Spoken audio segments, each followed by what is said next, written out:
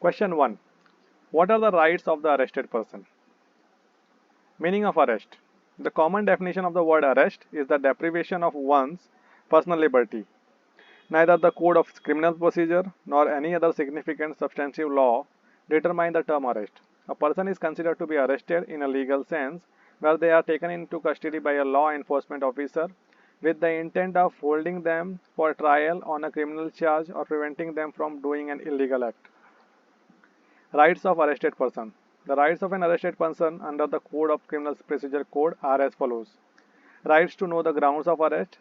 Section 50 of CRPC states that every police officer or any other person who is authorized to arrest a person without a warrant should inform the arrested person about the offence for which he is arrested and other grounds for such an arrest. Right to be produced before the magistrate without unnecessary delay. Section 55 of CRPC states that a police officer making an arrest without a warrant should produce the arrested person without unnecessary delay before magistrate having jurisdiction or a police officer in charge of the police station. Rights to be released on bail. An arrested person has a right to be released on bail unless there are reasonable grounds to believe that he has committed a non-bailable offence. A police officer who is arresting a person for an offence is required to inform the person arrested about their right to bail, that they are entitled to bail as per the provision of law, and that they can arrange for sureties on their behalf. Right to a fair trial. Every arrested person has a right to a fair trial.